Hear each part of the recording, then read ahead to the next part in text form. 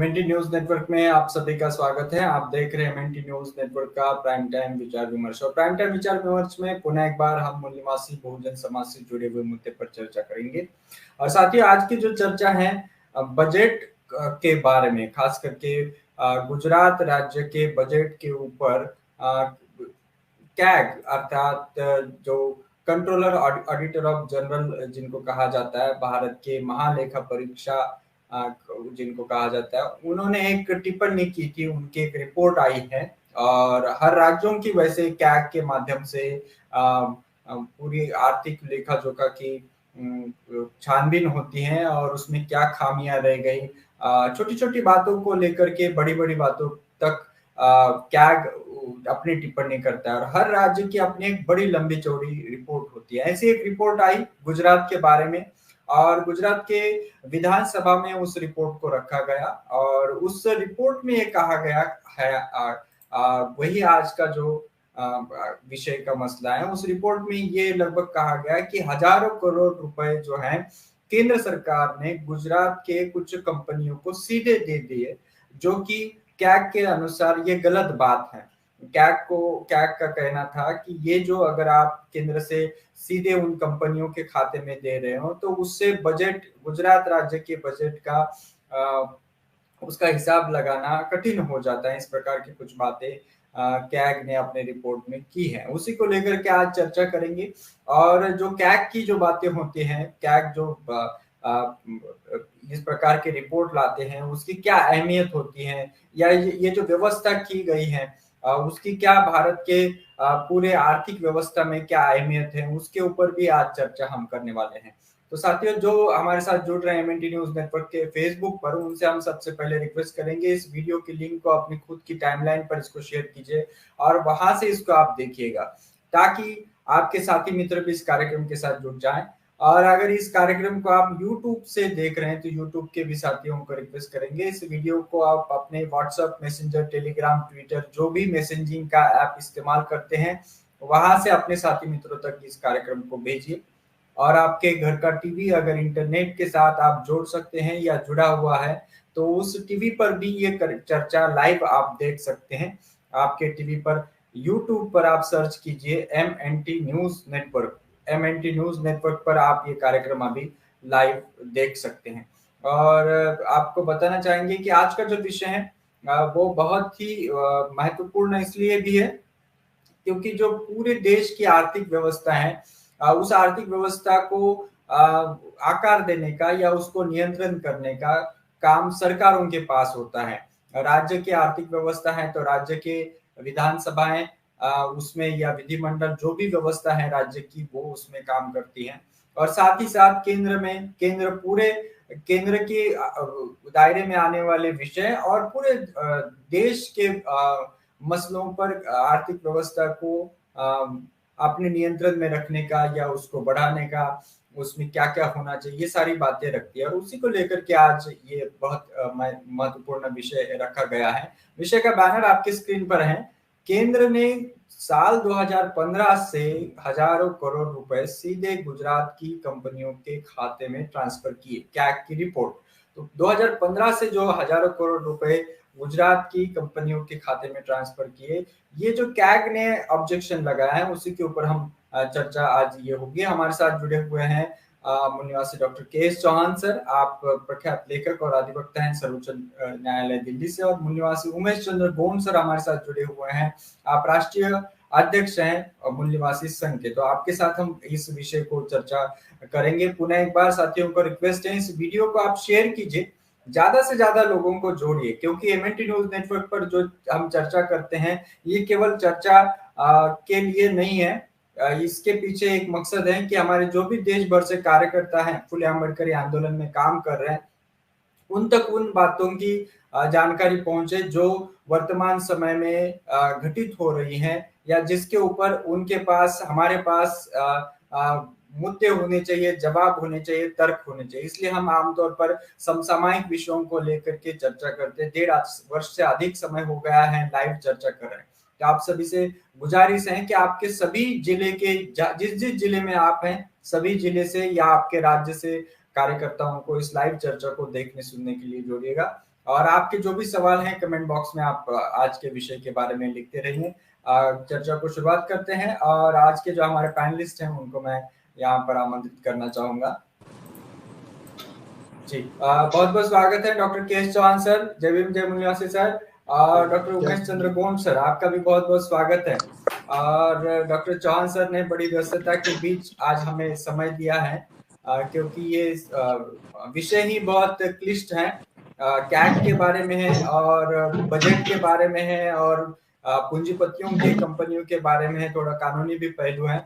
लेकिन इस विषय को डॉक्टर उमेश चंद्र गोंड से हम थोड़ा सा शुरुआत में समझना चाहेंगे कि ये जो कैग ने 2015 से कुछ सालों का जो मुआयना किया है, और उसमें जो कंट्रोलर ऑडिटर जनरल ने जो बात बताई है कि लगभग कई हजार करोड़ रुपए जो है गुजरात की कंपनियों में केंद्र सरकार की तरफ से दिए, और उसके ऊपर उन्होंने ऑब्जेक्शन लिया था।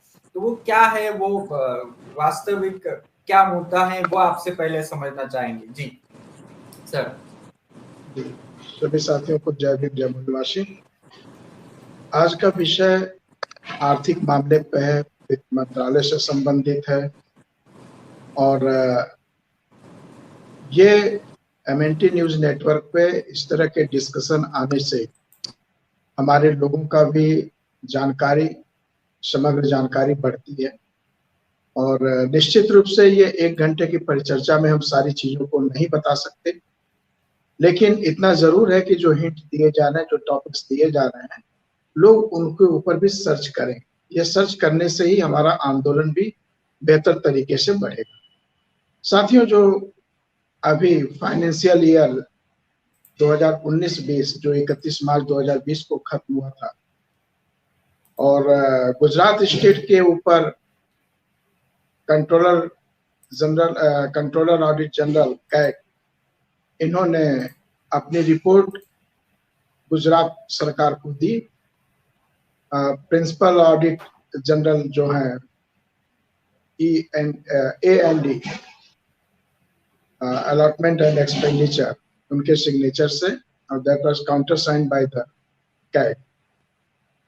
और उन्होंने जो रिपोर्ट दी, ये रिपोर्ट तो हम अभी पूरे डिटेल में चर्चा करेंगे उसमें क्या है, लेकिन एक चीज हम आपको सामने ये बताना चाहते हैं कि गुजरात सरकार के ऊपर जो इस रिपोर्ट में कही गई है बातें, ये पूरे भारतवर्ष के लिए बहुत ही निराशाजनक है कि स्टेट मशीनरी ये न तो संविधान को मानती है और न ही किसी फाइनेंशियल इंस्टीट्यूशन के अंदर कोई साउंड रिपोर्टिंग करती है। इसके ऊपर सीधा सीधा कैग ने जो अपनी रिपोर्ट चैप्टर 4 में जो दी है, उसमें स्टार्टिंग ही उन्होंने किया है, A sound financial reporting system and compliance with rules and procedure contribute significantly to good governance। यानी एक अच्छे सुशासन के लिए, एक अच्छे शासन के लिए यह आवश्यक है कि वित्तीय मामलों की एक समग्र अच्छी रिपोर्टिंग और उसका अनुपालन किया जाना आवश्यक है। अगर ये शब्द से शुरुआत होती है चैप्टर 4 की, जो मैं आपको एक दिखाना भी चाहूंगा, ये आप देख सकते हैं। तो जी, इसके ऊपर अगर ये रिपोर्टिंग की गई है तो इसका मतलब यहीं से निकलता है कि गुजरात सरकार में फाइनेंशियल सिस्टम की जो रिपोर्टिंग और कंप्लायंस है वो न के बराबर है। इवन वहां कोरम भी नहीं पूरा किया जा रहा है। कहते हैं ना कि कोरम पूरा किया गया, ऐसा भी नहीं दिखता है।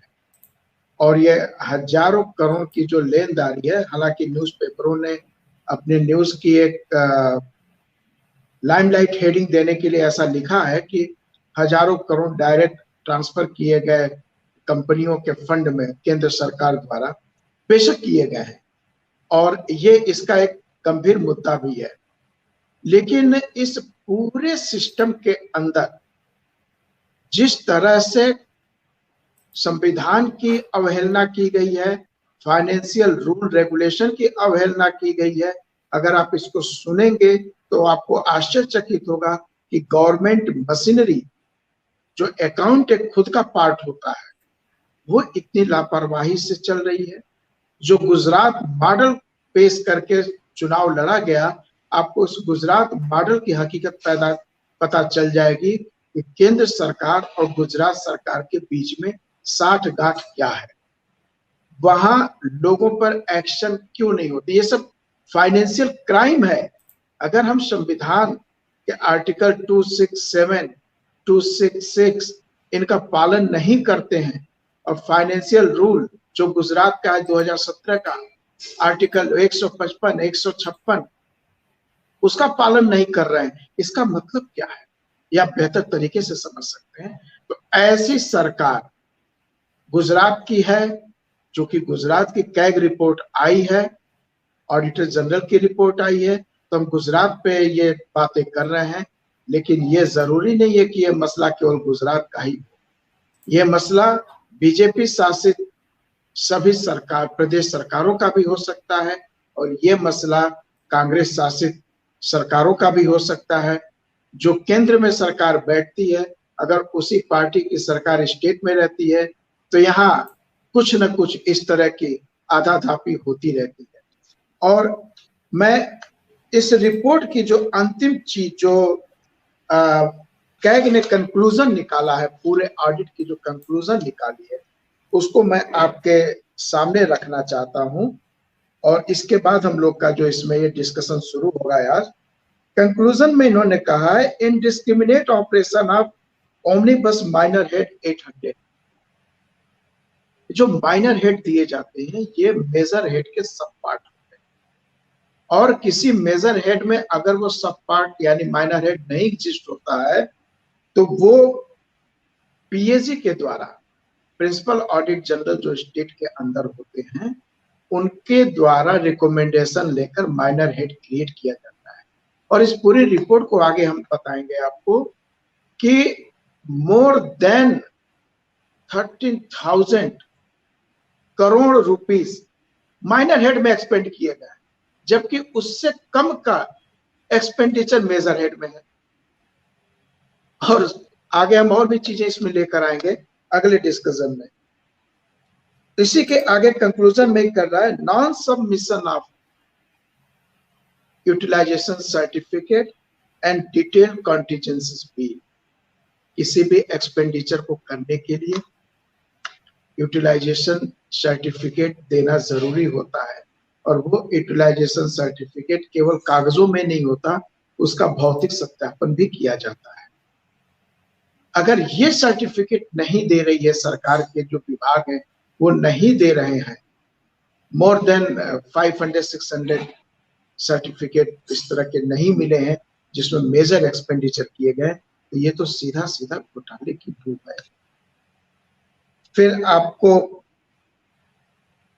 Non reconciliation of receipt and expenditure booked by the controlling officer. Even controlling ऑफिसरों ने भी इसको जो है रिकॉन्साइल नहीं किया है। जो उन्होंने एक्सपेंडिचर बुक किया है उसका भी लेखा जोखा बेहतर तरीके से नहीं रखा है। तो कैग ने रिकमेंडेशन क्या दिया है स्टेट गवर्नमेंट को, उसने जो रिकमेंडेशन दिया, क्योंकि कैग रिकमेंड ही कर सकता है, वो किसी को पनिश नहीं कर सकता। रिकमेंडेशन उन्होंने दिया है, state government need to initiate a rigorous monitoring mechanism to ensure that the department comply with the prescribed rule and procedure with regard to submission of utilization certificate and detailed contingency bill and account for audit। ये बहुत गंभीर आरोप है। Audit para में ये बहुत गंभीर आरोप है और ये आरोप साफ इंडिकेट कर रहा है कि स्टेट गवर्नमेंट की जो मशीनरी है ये वॉच एंड वार्ड फाइनेंस पे नहीं रख रही है। और अगर फाइनेंस पे वॉच एंड वार्ड नहीं है तो निश्चित रूप से ये घोटाले को जन्म देगी। इसीलिए उन्होंने कहा कि एक ऐसी मॉनिटरिंग मैकेनिज्म आपको रिगोरियस, मतलब बहुत स्ट्रिक्ट रूप से ये कहा गया है कि आपको यह मैकेनिज्म डेवलप करने की आवश्यकता है। दूसरा उन्होंने कहा कि state government should discourage the use of omnibus minor head जैसा हमने बताया कि मेजर हेड से ज्यादा एक्सपेंडिचर माइनर हेड में किया गया है। तो निश्चित रूप से ऑडिट ऑब्जेक्शन का पैरा बनता है। उन्होंने ये पैरा दिया है अपने रिकमेंडेशन में, state government should discourage, they should not allow the more expenditure in minor head. If it is required, it should be taken approval from the PAG. तीसरा इन्होंने रिकमेंडेशन दिया है, internal control mechanism need to be strengthened and the government need to ensure that the controlling officer reconcile their figure of receipt and expenditure with those of the principal account general and at prescribed interval to provide transparency and accuracy in accounting of government transaction. यहाँ पे उन्होंने कहा internal control means जो finance के अधिकारी हैं, हर विभाग में अकाउंटेंट होता है, चीफ अकाउंटेंट होता है, ऑडिटिंग होती है उनकी, तो इसका मतलब है सारे लापरवाह बैठे पड़े हैं। इसलिए ये पैरा दिया गया है कि इंटरनल कंट्रोल मैकेनिज्म भी हमें सुव्यवस्थित रूप से और स्ट्रिक्टली चलना चाहिए। और स्पेशली जो उन्होंने अपने एक्सपेंडिचर को रिकॉन्साइल नहीं किया था, जो रिसिप्ट नहीं दिया था, उसके बारे में उन्होंने लिखा है कि principal accountant general allotment and expenditure इनको जो है अब वो सही ढंग से प्रस्तुत करें। तो ये जो चीजें आई हैं, ये निश्चित रूप से गुजरात स्टेट की जो फाइनेंशियल कंडीशन है, ये इस पे इंडिकेट करते कि वहां कुछ भी सही नहीं है। मन मर्जी, मेरी मर्जी, मैं तुम्हें ये दे रहा हूं, तुम जैसे मर्जी वैसे एक्सपेंड करो, एकदम मन मर्जी, मैं यही शब्द कहूंगा, मन मर्जी तरीके से वहां फाइनेंस चल रहा है। और आप पैसा दे रहे हो, बड़े बड़े पूंजीपतियों के अकाउंट में सीधा पैसा दे रहे हो, वो कितना एक्सपेंड कर रहे हैं, नहीं कर रहे हैं, ये इसको अब ये दिखाते हैं कि गुजरात मॉडल मतलब बेईमानी का मॉडल है, ये फाइनेंशियल इम्प्लीकेशन का मॉडल है, ये बेईमानी का मॉडल है। और ये मॉडल पूरे भारत को दिखा रहे हैं कि तुम भी इसी तरह बेईमानी करो। और इसका नतीजा आपने पिछले 7 साल की गवर्नमेंट में यही नतीजा देखा कि पूरी तरह बेईमानी हो रही है। मेजॉरिटी संसद में लेकर पूरी तरह बेईमानी हो रही है। संविधान या उसके रूल रेगुलेशन सबको ताक पे रख दिया गया है। अभी मैं इतना ही कहना चाहूंगा। प्रदीप जी। बिल्कुल जी, बहुत बहुत धन्यवाद, आपने सही कहा। और कैग ने इस रिपोर्ट में ये भी कहा था, टिप्पणी की थी कि जो पैसे केंद्र सरकार ने सीधे विभिन्न कंपनियों को भेजे हैं, ये 2014 के एक उनके निर्णय का, केंद्र सरकार के एक निर्णय का सीधा उल्लंघन है। और केंद्र सरकार ने ये जो केंद्र की योजनाओं का जो धन है, राशि है, वो राज्य को देनी चाहिए और राज्य के बजट में से उसको वहां की राज्य की जो योजना है उसमें लगाना चाहिए।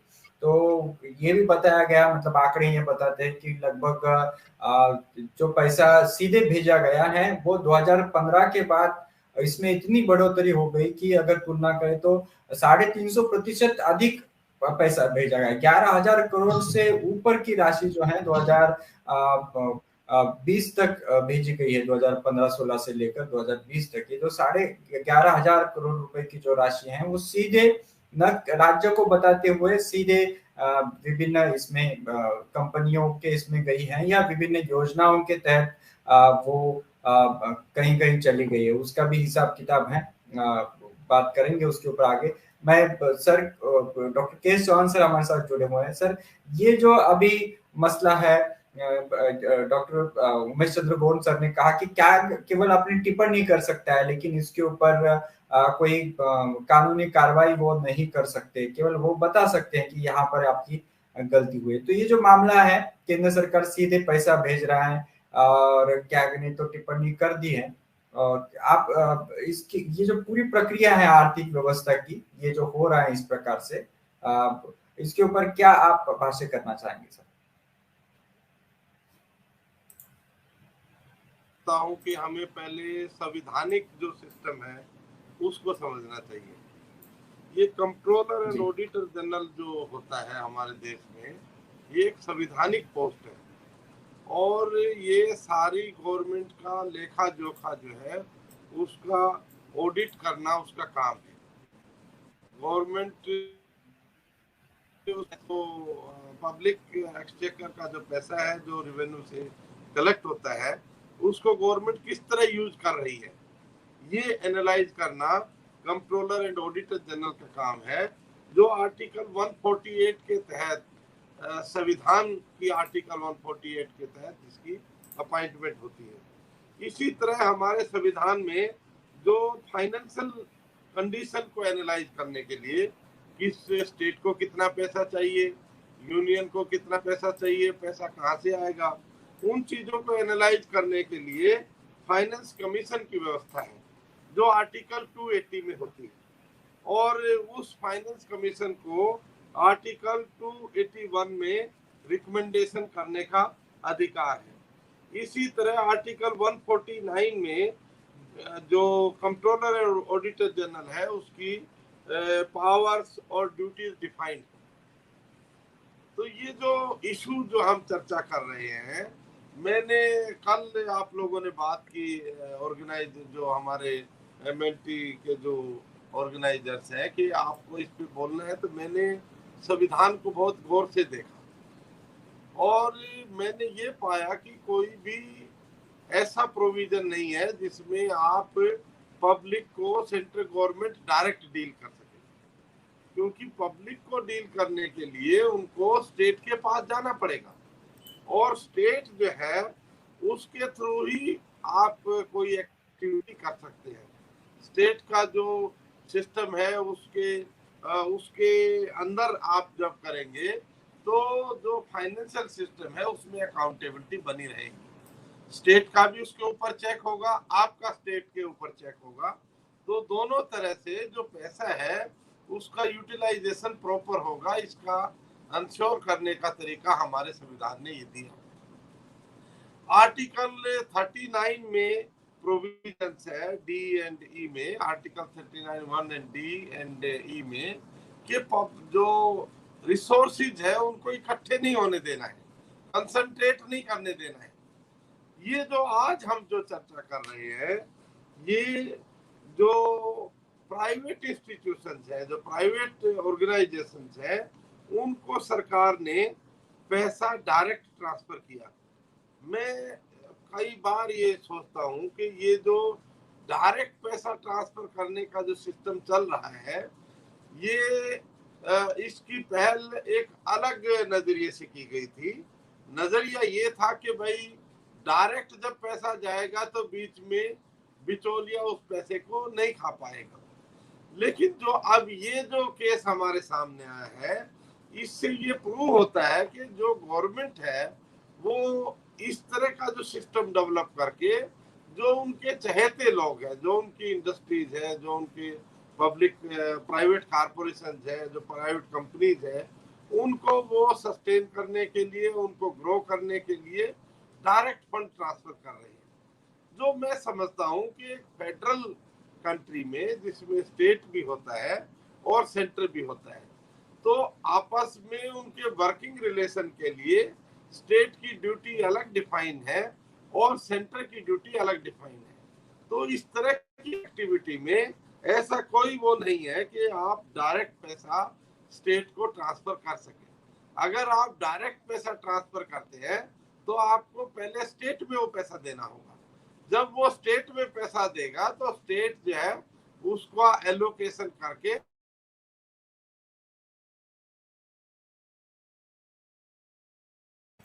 आवाज आगे चली गई आपकी। हेलो, अभी हाँ आवाज हाँ आ गई, अभी आ रही है। वो बीच में कोई फोन आ गया, मैं इसको एरोप्लेन मोड में ही करता हूँ। जी जी।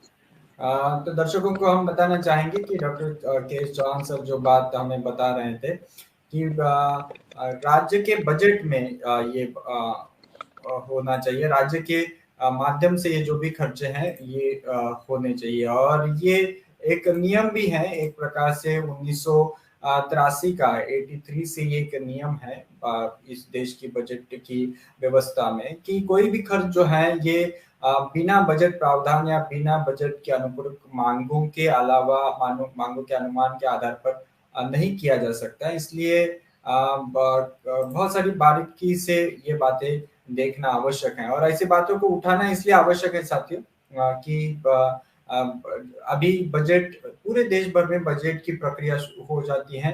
लगभग अक्टूबर नवंबर में अगले साल की बजट की प्रक्रिया शुरू हो जाती है। मैं उसी के सिलसिले में अगर डॉक्टर केएस चौहान सर हमारे साथ जुड़े हुए हैं तो उनसे आप भी आगे जानना चाहेंगे सर।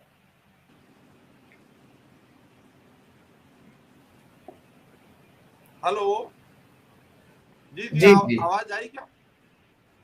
हाँ मिल रही है सर, आवाज मिल हाँ रही है। हाँ, तो जो भी कोई इस तरह का वो होता है, तो किसी स्टेट में आपको किसी पर्टिकुलर ब्रांच को, किसी पर्टिकुलर फंक्शन को अगर सपोर्ट करना है, तो आप उस स्टेट को पैसा देंगे, वो स्टेट उस पैसे को डिसबर्स करता है। ये जनरल जो है कंडीशंस है जिसके तहत एक फेडरल सिस्टम में, फेडरल सिस्टम वो होता है जहां सेंट्रल गवर्नमेंट भी है और स्टेट भी होता है। जब दोनों सरकारें होती है तो उनको किसी दूसरे प्रदेश के अंदर अगर कोई एक्टिविटी करनी है तो सेंट्रल गवर्नमेंट डायरेक्ट उसमें कोई एक्टिविटी नहीं कर सकती। उसको वो एक्टिविटी करने के लिए वो उस स्टेट में जाना पड़ता है। स्टेट में जाने का मतलब स्टेट गवर्नमेंट के पास जाना पड़ता है, और स्टेट गवर्नमेंट को जो भी प्रोजेक्ट्स है उसके बेसिस पे फाइनेंशियल एड देते हैं, वो फाइनेंशियल एड आगे डिस्बर्स होती है। तो ये डायरेक्ट जो पैसा ट्रांसफर करने का जो सिस्टम है, ये एक नई चीज है, और वो भी प्राइवेट कंपनियों को, जो 2015-16 में 2542 करोड़ था, और अभी 2019-20 में ये जो पैसा है ये बढ़ के 11,659 करोड़, मतलब 11,000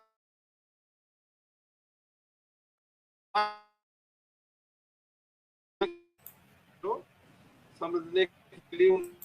और 2020 तक ये जो इसका अमाउंट है ये 350 गुना बढ़ गया। मतलब एक विचित्र चीज है, उन्होंने जब 2015-16 में इसको शुरू किया तब 2,500 करोड़, क्योंकि 2,500 से 42,000 करोड़ ज्यादा है, पर अंडरस्टैंड करने के लिए 2,500 करोड़ उन्होंने ट्रांसफर किया डायरेक्ट कंपनियों के खातों में।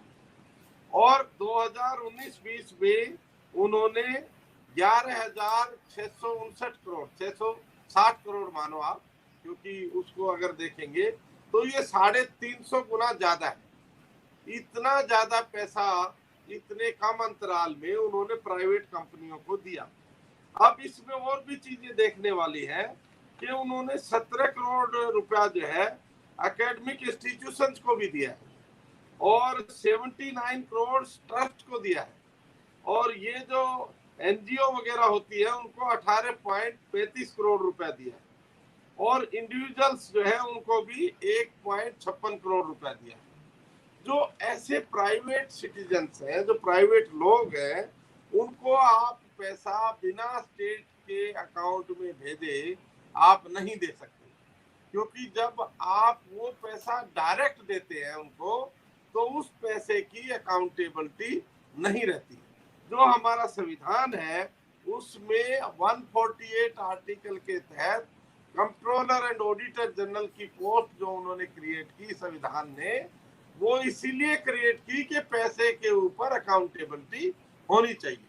अगर पैसे की अकाउंटेबिलिटी नहीं है तो इस तरह की सिस्टम को उन्होंने रिजेक्ट किया। इसलिए जो कंट्रोलर एंड ऑडिटर जनरल का जो ऑफिस है, सीएजी जिसको हम एब्रीविएशन में बोलते हैं, उसने ये एग्जामिन किया और स्टडी करके पाया कि इस तरह से डायरेक्ट जो है प्राइवेट कंपनियों को और प्राइवेट सिटीजन्स और ट्रस्ट वगैरह को पैसा गया।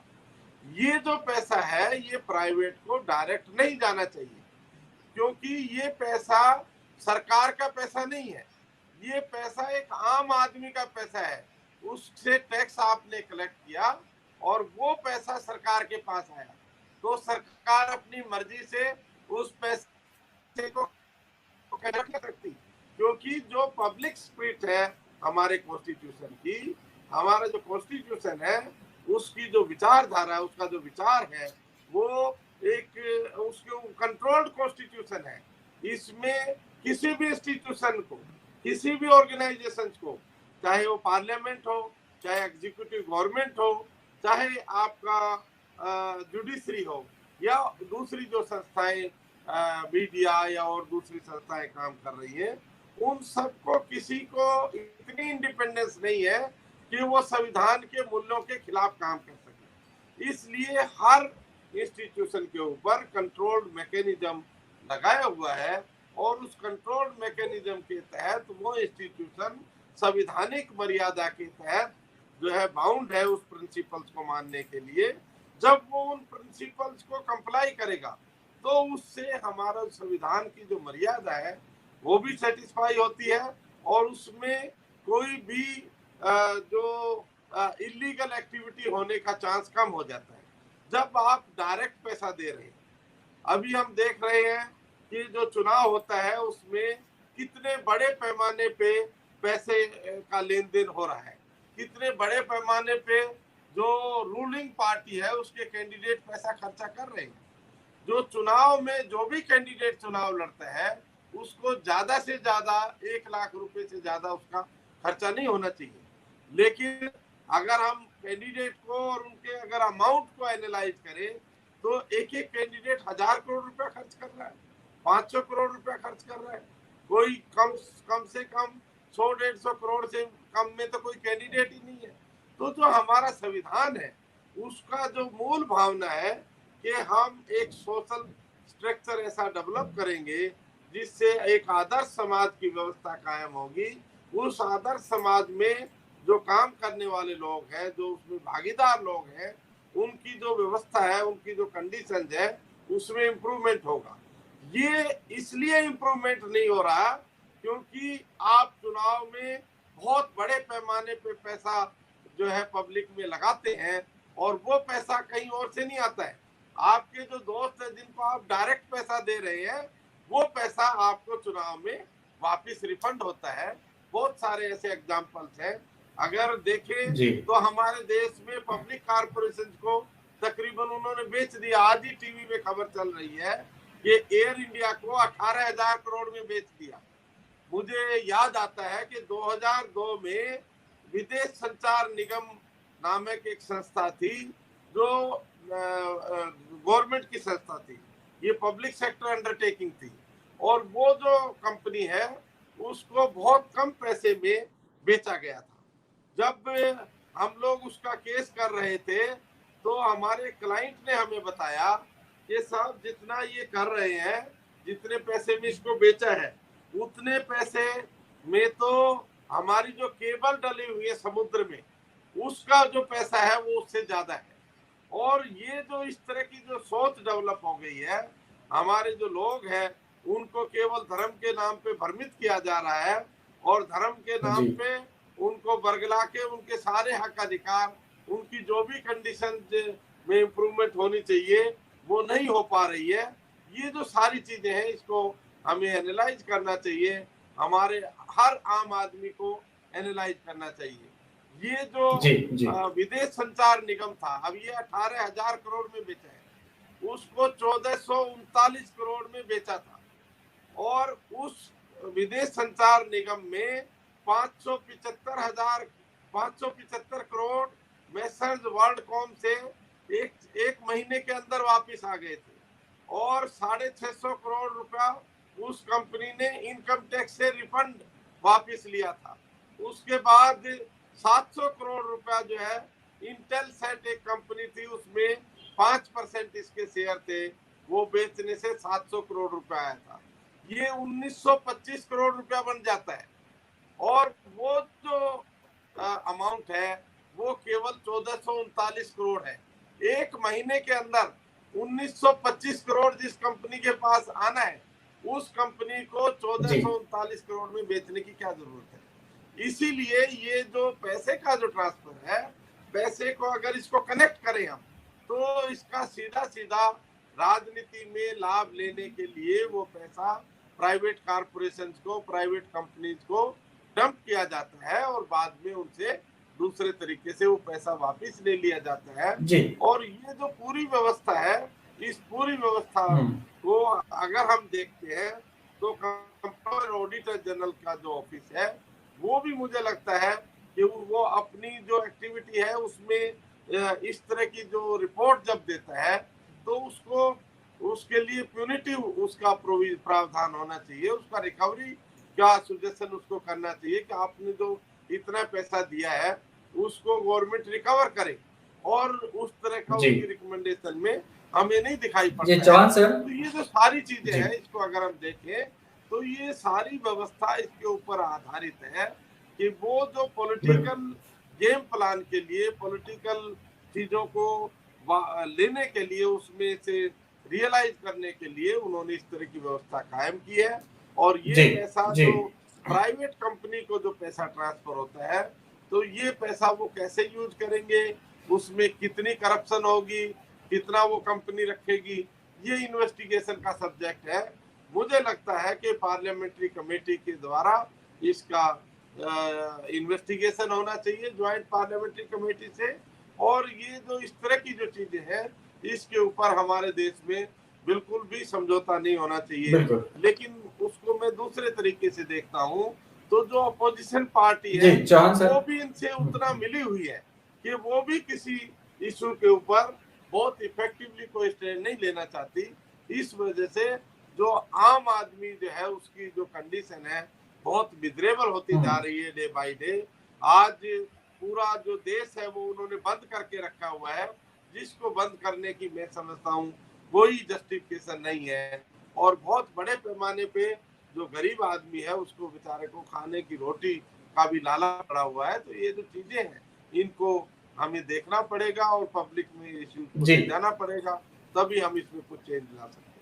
धन्यवाद। बिल्कुल चौहान सर, मैं पुनः आपके तरफ आऊंगा और आपसे आगे हम ये जानना चाहेंगे कि ये जो कैग के भी जो नियंत्रक हैं, जिनको भारत के नियंत्रक महालेखा परीक्षक कहते हैं, उनकी भी अभी नियुक्ति कुछ ही समय पहले हुई है, कुछ महीनों पहले हुई है, उसके बारे में भी थोड़ा सा आपसे हम जाएंगे।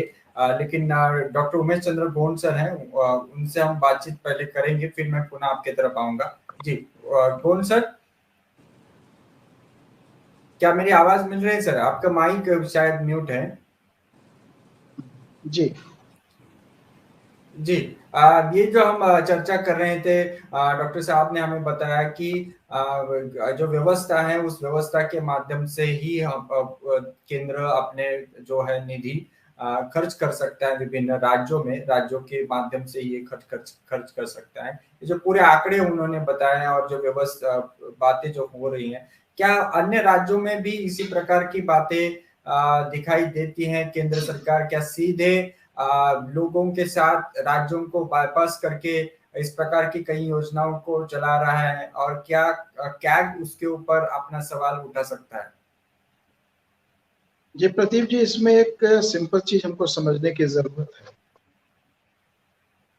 कि जैसे माँ और बेटे का संबंध होता है, तो अगर घर में 4 बेटे हैं तो सबसे छोटा बेटा माँ को बहुत ज्यादा प्यारा होता है। और माननीय प्रधानमंत्री जी गुजरात के कभी चीफ मिनिस्टर रहे हैं। उत्तर प्रदेश में लगभग 30 वर्षों बाद बीजेपी आई है, तो गुजरात से प्रेम तो रहना ही रहना है। और ये प्रेम ऐसा है कि औरों को थोड़ा ओवरलुक करते हुए इनको थोड़ा ज्यादा ही प्यार दिया जा रहा है। निश्चित रूप से अभी ये कैग की जो रिपोर्ट आई है गुजरात के बारे में, इसलिए चर्चा हम गुजरात की कर रहे हैं। और निश्चित रूप से अगर देखा जाएगा तो ये सब जगह निकलेगा, क्योंकि जब एक जगह आपने किसी रूल रेगुलेशन को तोड़ा है तो निश्चित रूप से आप सारी जगह उसको तोड़ेंगे। तो ये जो चीजें चल रही हैं, ये मेरा विश्वास है कि अगर कैग की रिपोर्टें और भी स्टेट की आएंगी तो वहां भी यही रिकमेंडेशन और यही सारी चीजें, यही फैक्ट फाइंडिंग कैग करेगा। उसको मिलना ही यही है, क्योंकि जिस तरह से चीजें आ रही हैं, आप देखिए, अभी एक छोटा सा मैं एग्जांपल दूंगा। उत्तर प्रदेश में घर घर नल, यानी घर घर पानी जो है नल के द्वारा देना है, उसके लिए ओवरहेड टैंक का निर्माण हो रहा है। गुजरात की कंपनी ने पूरे उत्तर प्रदेश का कॉन्ट्रैक्ट लिया हुआ है और उस कंपनी ने लखनऊ में अपना हेडक्वार्टर बनाया और पेटी कॉन्ट्रैक्ट यहाँ के लोकल कॉन्ट्रैक्टरों को दे रहा है, यानी लाइन शेयर वो ग्रैब करेगा। सवाल यह है कि जो कॉन्ट्रैक्टर पीडब्ल्यूडी, सीपीडब्ल्यूडी या उत्तर प्रदेश पुल निर्माण में है, ये जो ऑलरेडी ये लोग पानी की टंकियों को बनाने के सिद्धहस्त हैं और बनाते हैं, आखिर वही लोग पेटी कॉन्ट्रैक्ट में काम कर रहे हैं, ये डायरेक्ट उनको क्यों नहीं दिया गया? ये एक मेजर कॉन्ट्रैक्ट करने की बजाय अगर ये स्टेट को दिया जाता और स्टेट जो है इसको डिस्ट्रिक्ट को देती, डिस्ट्रिक्ट अपने यहाँ से पीडब्ल्यूडी या सीपीडब्ल्यूडी या पुल निर्माण निगम या हाउसिंग सोसाइटी, इनके द्वारा ये काम कराया जाता, तो क्या ये कुछ गलत होता?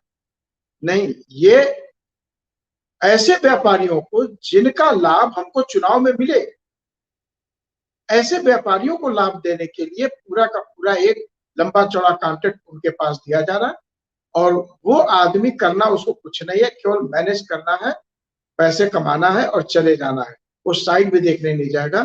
क्यों कि पेटी कॉन्ट्रैक्टरों को, छोटे छोटे कॉन्ट्रैक्टर को जो कॉन्ट्रैक्ट दिया वो अब उनकी जिम्मेदारी आ जाएगी। अभी माननीय चौहान साहब ने जो चीज बताई है, और मैं बता रहा हूं आपको यही चीज, कि चुनावी रणनीति को जो चीज से हुआ, आर्टिकल 39 के अंदर कहा गया कि धन का संकेंद्रीकरण न हो सके ऐसी व्यवस्था करनी है, उसको ताक पे रखते हुए धन का संकेंद्रीकरण कुछ परिवार, कुछ पूंजीपतियों के हाथ में किया जा रहा है, ताकि उनके पास धन रहेगा तो चुनाव की व्यवस्था को इतना महंगा कर दिया जाएगा कि आम आदमी सोच ही न सके कि देश में चुनाव नाम की कोई चिड़िया है और हम एलिजिबल हैं तो कॉन्टेस्ट द इलेक्शन, वो सोच ही नहीं सकता। जहां 100 करोड़ 50 करोड़ इसके ऊपर के एक्सपेंडिचर हो रहे हैं, तो पैसा कहां से आ रहा है? कितने कैंडिडेट इतना पैसा रखे हुए हैं? इसका मतलब ये पैसा पूंजीपतियों द्वारा इनको सैंक्शन किया जा रहा है, और जब ये विधायक और सांसद बन रहे हैं तब वो उन्हीं की भाषा में बात करेंगे। तो ये सिस्टम अभी चल रहा है, रादर इसी को चलाया जा रहा है।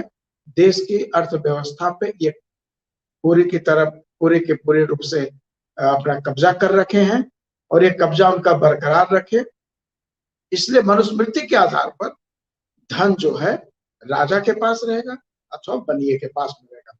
लोकतंत्र में राजा नाम की चीज नहीं है, और बनिया, पूंजीपति, कारपोरेट, ये सारे एक ही हैं, इसलिए धन उनके पास संग्रहित किया जा रहा है। तो ये जो सिस्टम चल रहा है इसको भी हमको समझने की जरूरत है। और मैंने अपने पहले के जिक्र किया था कि आर्टिकल 266, 267 का उल्लंघन कैसे किया गया है। तो डिस्ट्रिक्ट मिनरल फाउंडेशन करके माइनिंग के लिए एक संस्था बनाई जाती है हर जिले में गुजरात के, जहां माइनिंग होता है उससे जो लोग प्रभावित होते हैं उनकी वेलफेयर के लिए। अभी मजे की बात सुनिए, जो रिपोर्ट आई है commissioner of geology and mining, जो कि ये it working under the industries and mines department of government of Gujarat.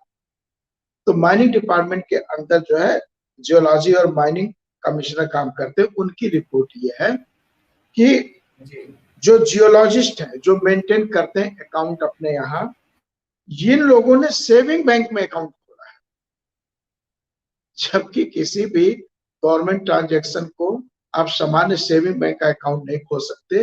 वो अकाउंट पब्लिक अकाउंट होता है और उसको कहा ही जाता है पब्लिक अकाउंट में अकाउंट खोलना। ये काम इन लोगों ने नहीं किया, और इस तरह जब पब्लिक अकाउंट में इन लोगों ने नहीं खोला तो ये संविधान का आर्टिकल 266(2) इसका उल्लंघन किया है। और इसी की अगली है कि जो डीएमएफ है उसने लेस रेवेन्यू कलेक्ट किया, और वो रेवेन्यू लगभग 229 करोड़ उन्होंने कम खर्च किया है 2019-20 में। इसी तरह अभी आप सोचोगे कि गवर्नमेंट के ऊपर सोशल बर्डन है, जैसे गुजरात ऊर्जा विकास निगम लिमिटेड, इसके ऊपर सोशल बर्डन है, इसको कई चीजों की सब्सिडी दी जाती है, और इस सब्सिडी के चलते वो किसानों वगैरह के जो बिल है उसको कम रखता है। बड़े मजे की बात है कि एक बार कैग ने 2014 में अपनी रिपोर्ट 31 मार्च 2014 को रिपोर्ट बताई उसने कि GUVNL गुजरात ऊर्जा विकास निगम लिमिटेड की सब्सिडी जो गवर्नमेंट द्वारा उसके देनी चाहिए थी वो 3,313.42 करोड़ की थी, जो आज 19-20 में बढ़कर ये लगभग जो है 5,939 करोड़ की हो चुकी है। इतनी सब्सिडी थी किसी पावर सेक्टर की गवर्नमेंट रोक के रखे तो पावर सेक्टर क्या सरवाइव कर सकता है? क्या वो किसानों को या अन्य जो योजनाएं हैं उसकी उसमें वो बिल की लागत कम कर सकता है जहां से गवर्नमेंट से उसको हेल्प मिलनी चाहिए?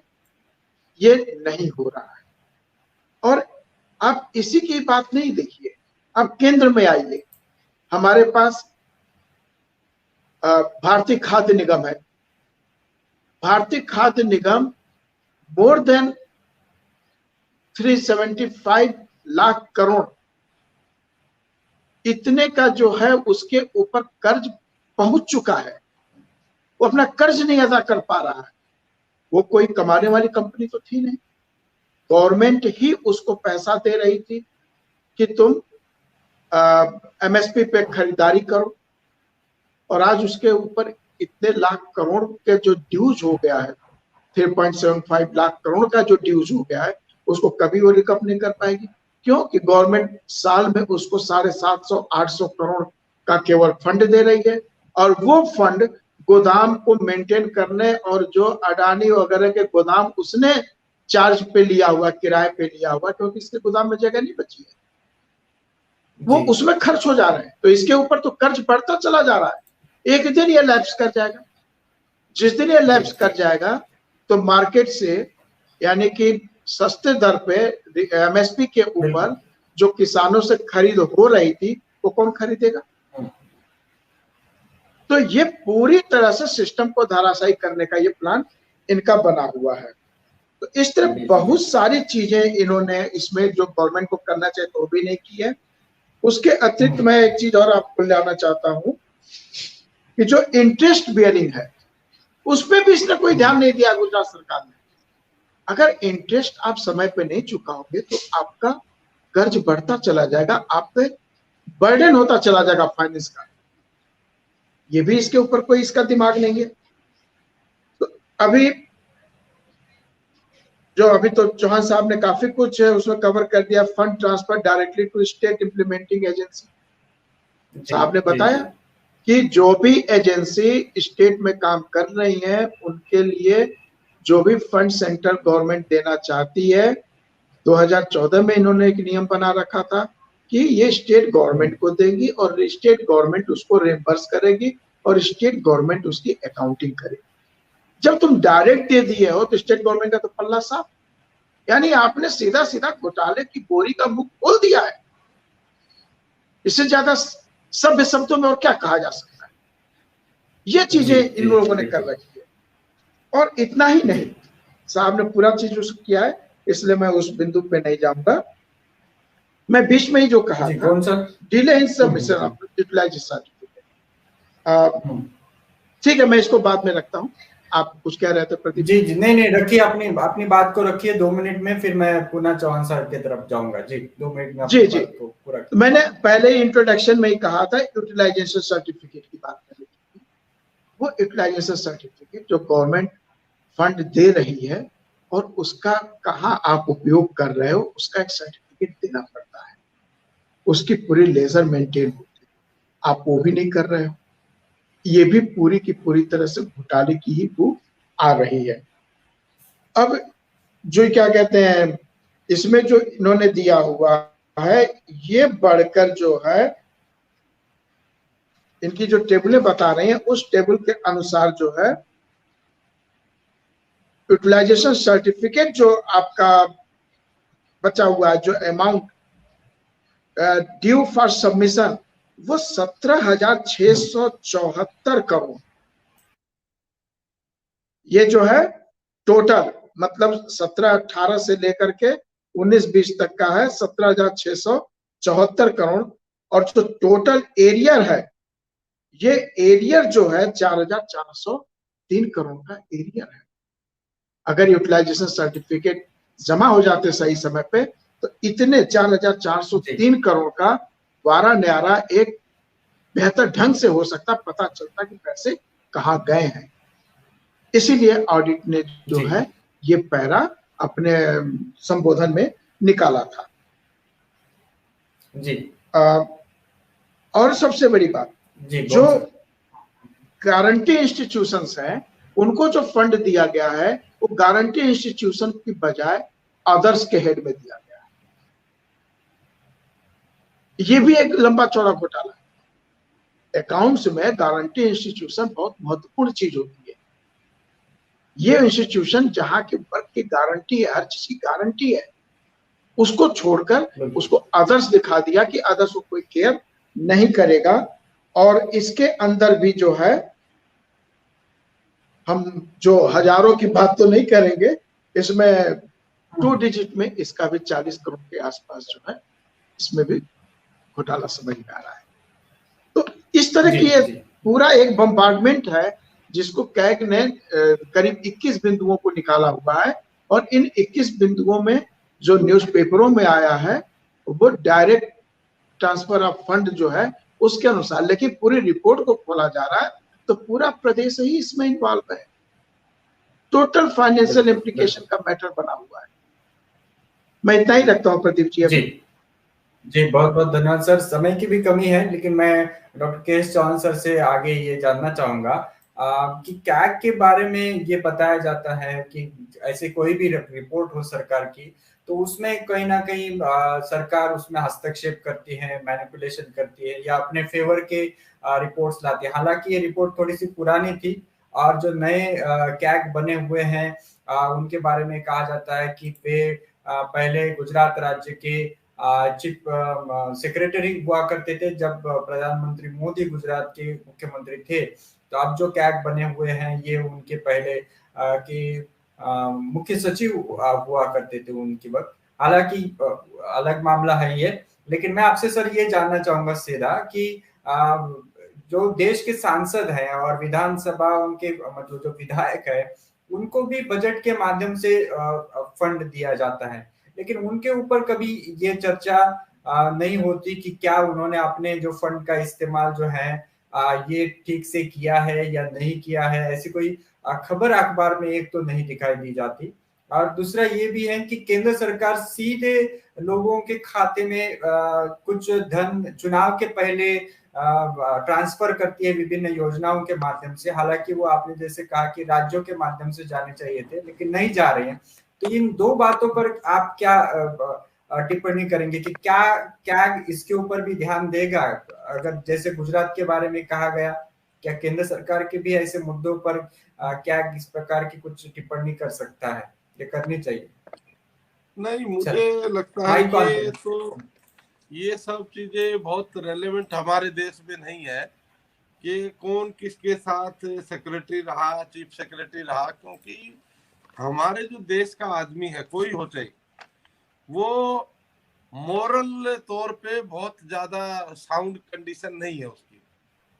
और वो इस तरह की स्थिति हम देखते हैं कि कोई भी आदमी कुछ भी डाइल्यूट करने के लिए तैयार है अगर कोई मौका मिलता है। तो ये जो मैं ऐसा कोई पर्सनल वो नहीं करना चाहता हूँ कि भाई वो प्राइम मिनिस्टर के चीफ मिनिस्टर थे तो वो चीफ सेक्रेटरी रहे हैं, क्योंकि बहुत सारे ऐसे ऑफिसर भी होते हैं जो बहुत अपराइट होते हैं और मैं मानता हूं कि वो भी अपराइट होंगे। और ये रिपोर्ट हालांकि पीरियड इसका पहले का है पर ये रिपोर्ट उनके बनने के बाद ही आई है, तो इसलिए ऐसा उस एंगल से मैं एनालाइज नहीं करना चाहता हूँ। दूसरा एक एंगल जो आपने दिया है मैं उसको भी अगर देखूं तो जो मेंबर ऑफ पार्लियामेंट जो खर्चा करते हैं उनको जो ग्रांट दी जाती है 5 करोड़ सालाना है शायद, तो वो जो पैसा है उसका ऑडिट की बात कर रहे हैं। वो पैसा जो मैंने आपसे चर्चा की उस माध्यम से दिया जाता है। वो पैसा किसी एमपी के पास नहीं जाता। वो एमपी जिस एरिया से एमपी होता है उसका जो डिस्ट्रिक्ट कलेक्टर होता है उसके पास वो पैसा जाता है और डिस्ट्रिक्ट कलेक्टर उस एमपी की रिकमेंडेशन पे काम करता है, तो इफेक्टिवली वो जो एमपी है उसका बहुत ज्यादा रोल उसमें नहीं है। हालांकि ऑपरेशन थोड़ा बहुत होती है हर जगह, ऐसा नहीं है कि भाई हर चीज फुल प्रूफ होती है। तो मैं ऐसा मानता हूं कि हमारे देश में जैसे ये प्राइवेटाइजेशन का एक नया सिस्टम है, ये प्राइवेटाइजेशन का सिस्टम लाने के लिए उन्होंने एमपीज को भी करप्ट करने की कोशिश की, इसलिए एमपीज को ये 1 करोड़ 5 करोड़ ये जो ऐसा अमाउंट दे रहे हैं, ये एक सिस्टम है कि वो आदमी फिर किसी भी एस्पेक्ट पे ऑब्जेक्टिव असेसमेंट करके स्टैंड नहीं ले पाता, क्योंकि वो जो उसके एरिया में जो काम हो रहा है वो उसके नाम से होता है, तो उसमें उसको इम्प्लीकेट किया जा सकता है।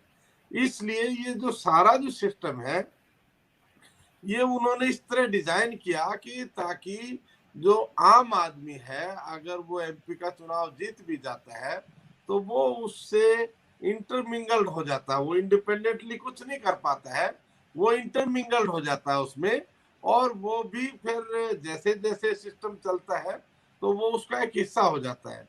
इसलिए मैं मानता हूं कि ये जो पार्लियामेंट के जो मेंबर्स हैं या असेंबलीज के भी मेंबर्स हैं या हम आजकल देख रहे कारपोरेशन के भी मेंबर्स हैं, उनको इस तरह का जो बजट दिया गया है वो बजट मैं मानता हूं, हालांकि कोर्ट ने भी उसको लीगलाइज कर दिया है, लेकिन कॉन्स्टिट्यूशनल मोरालिटी के हिसाब से इस तरह का कोई सिस्टम नहीं होना चाहिए। और अगर वो पैसा एमपी के नाम से एलोकेटेड नहीं है तब भी एमपी रिकमेंड कर सकता है। ऐसा नहीं है कि एमपी अपना जो डिस्ट्रिक्ट कलेक्टर है या एसडीएम है या जहाँ पे जो एडमिनिस्ट्रेशन को गवर्न करते हैं उनको अगर वो पैसा उसके अकाउंट में नहीं होगा तो वो उसकी रिकमेंडेशन पे कोई काम नहीं करेंगे, ऐसा नहीं हो सकता। इसलिए ये केवल मिला जुला सिस्टम डेवलप करने के लिए इस तरह का सिस्टम हमारे देश में पैदा हुआ। मैं एक दूसरा एग्जांपल देना चाहता हूँ कि ये सरकार जो आई थी ये आई थी कि ना मैं देश नहीं बिकने दूंगा। ये प्रधानमंत्री ने चुनाव के दौरान में ऐसा नारा दिया था कि देश नहीं बिकने दूंगा।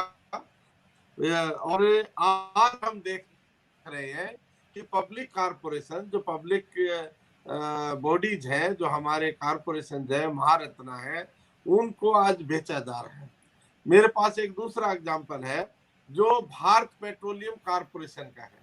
ये भारत पेट्रोलियम कारपोरेशन जो है इसका टर्नओवर 2018-19 में 3.37 लाख करोड़ था और जो प्रॉफिट था उसमें वो 2018-19 में 10,400 करोड़ था।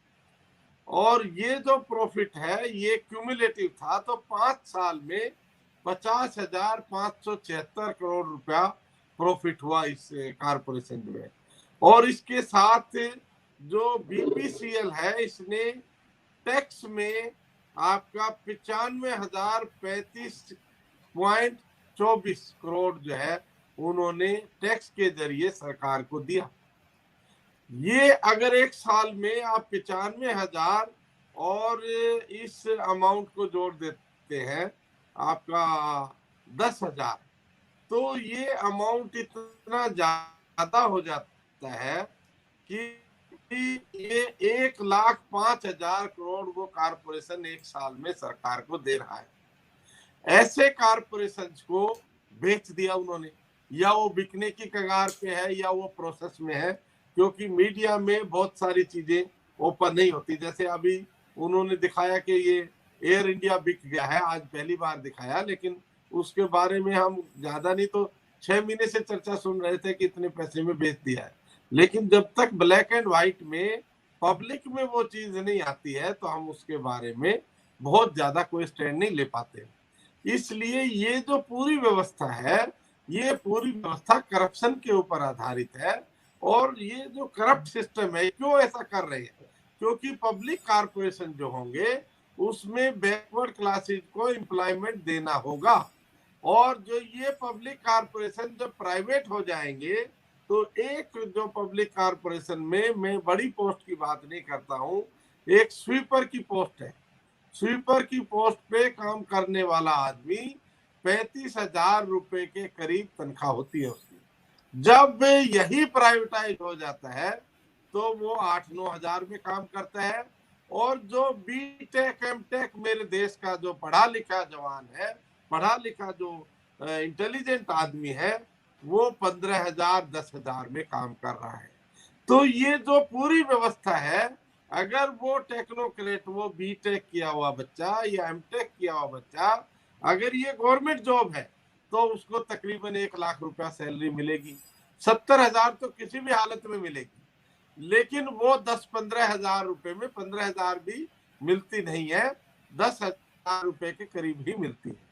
और जब वो बच्चा 5 साल 7 साल काम कर लेता है तो वो एग्जॉस्ट हो जाता है, उसके बाद उसके पास कोई साधन नहीं बचता है। और आज हम देख रहे हैं कि हमारा जो जवान है, हमारा जो यंग बच्चा है, उसकी कंडीशन दिन पे दिन खराब होती जा रही है। और ये केवल मीडिया मैनेजमेंट से ही चुनाव जीत रहे हैं। मीडिया मैनेजमेंट हो सकता है, इलेक्ट्रॉनिक वोटिंग मशीन का मैनेजमेंट हो सकता है, क्योंकि बहुत सारी चीजें हैं जो क्यूमुलेटिव इफेक्ट इनका है, जिसकी वजह से आज अगर हम पब्लिक में देखें तो किसान हमारे दिल्ली के चारों तरफ बैठे, और जब हम दिल्ली से बाहर जाते हैं तो हमें सोचना पड़ता है कि हमें 3 घंटे तो दिल्ली में एंटर करने में लगेंगे। उन बेचारे किसानों ने कोई रास्ता नहीं रोका, लेकिन गवर्नमेंट ने उस रास्ते को इतना टेढ़ा मेढ़ा कर दिया है कि आप जो अपना शेड्यूल्ड जो रोड है, शेड्यूल्ड जो डेस्टिनेशन है, उस पे 3-4 घंटे बॉर्डर के पास आपको लगते हैं। एक दिन रात को हम कहीं हरियाणा से आ रहे थे तो हम उत्तर प्रदेश में गाजियाबाद साइड चले गए। वहां इतनी खराब कंडीशन थी रोड की कि जब जो कोई दूसरी पार्टी जैसे कांग्रेस रूल कर रही होती थी तो बीजेपी वाले कितना वो करते थे कि रोड की कंडीशन खराब है, इसकी खराब है, लेकिन आज उनको कोई चिंता नहीं है। ये जो सारी व्यवस्था है, इसको अगर एनालाइज करेंगे तो हमारा जो देश है उन्होंने बहुत ज्यादा बैकवर्ड कंडीशन में लेके गए हैं। क्यों ऐसा हो रहा है? ये इसलिए ऐसा हो पा रहा है क्योंकि हमारे देश के जो जवान हैं, हमारे देश के जो लोग हैं, उनको एक रिलीजियस अफीम जो होती है वो चटा देते हैं, उसके बाद वो कुछ भी सोचने समझने के लायक नहीं होता। अगर आप देखें तो अडानी की पोर्ट के ऊपर कई हजार करोड़ रुपए का ड्रग्स मिला, और वो शाहरुख खान का बेटा जो है उसको बेचारे को अंदर कर दिया। पता नहीं वो इन्वॉल्व था भी कि नहीं था, वो इन्वेस्टिगेशन का सब्जेक्ट है।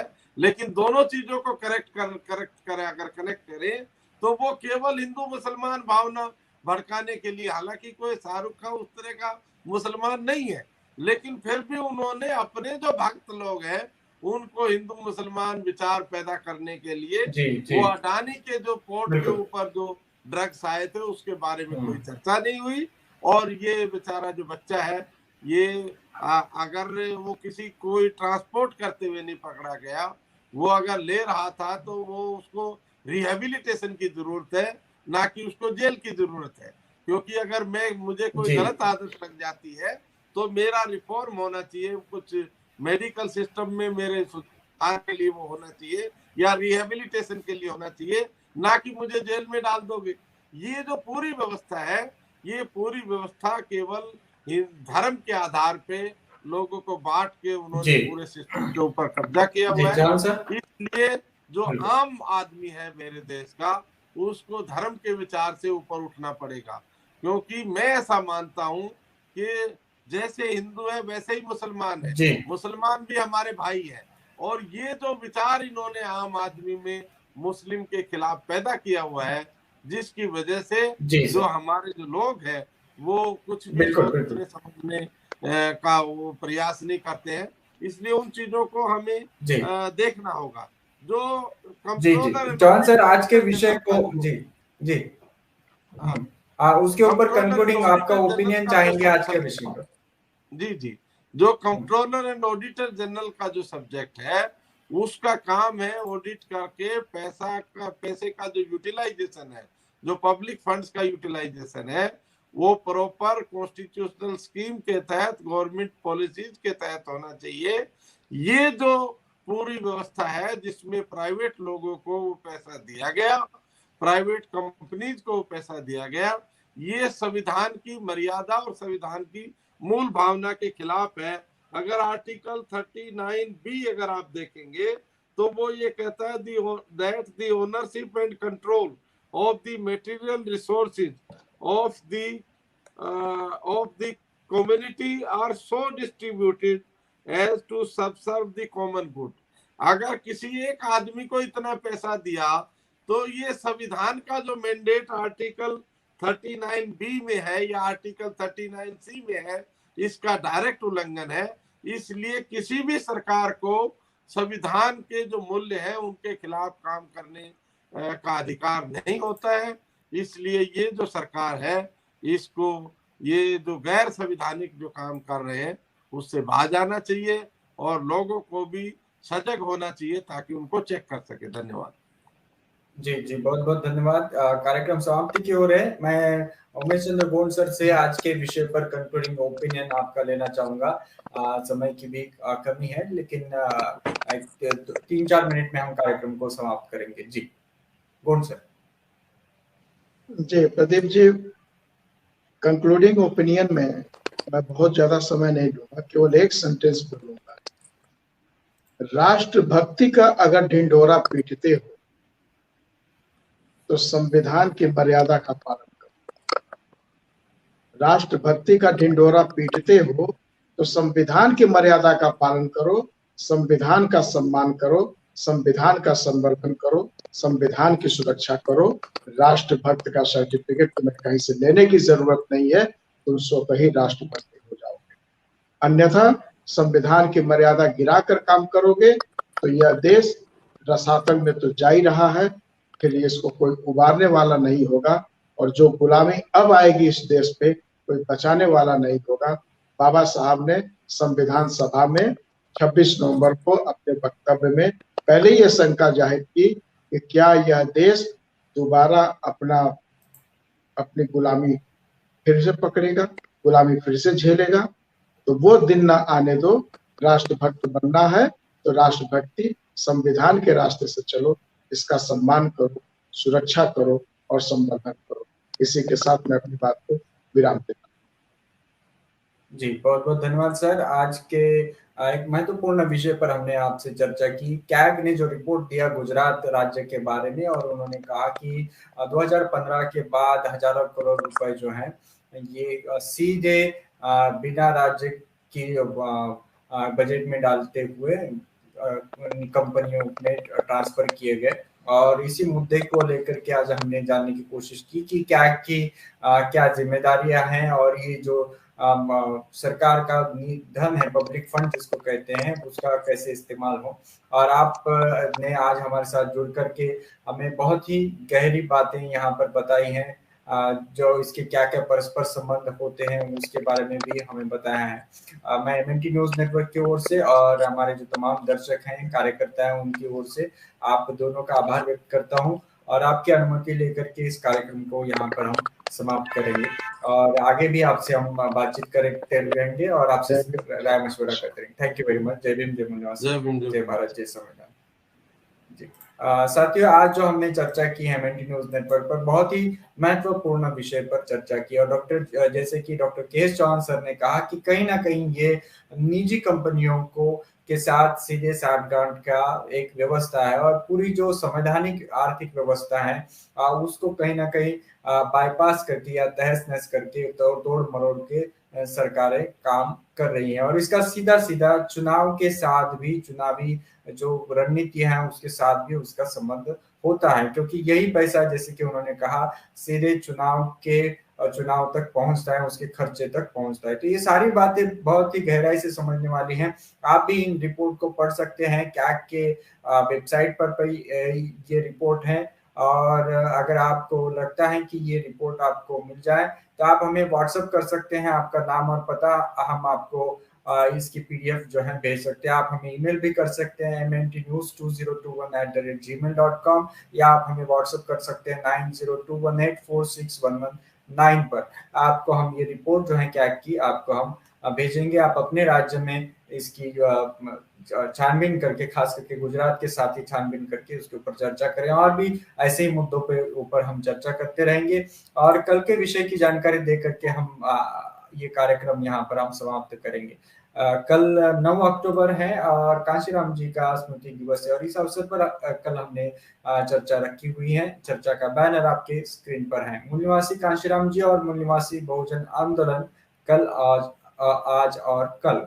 मूल निवासी कांशीराम जी और मूल निवासी बहुजन आंदोलन कल, आज और कल। इस विषय पर हमारे साथ कल हम साक्षात्कार करेंगे मूल निवासी रमाशंकर, इनका राष्ट्रीय महासचिव बामसेफ, इनके साथ कल बातचीत होगी शनिवार 9 अक्टूबर रात्रि 8:30 बजे। तब तक के लिए बहुत बहुत धन्यवाद। बाकी खबरें और वीडियो देखने के लिए एमएनटी न्यूज नेटवर्क के फेसबुक पेज और यूट्यूब चैनल को आप फॉलो करेंगे। जय भीम, जय मूल निवासी, जय भारत, जय।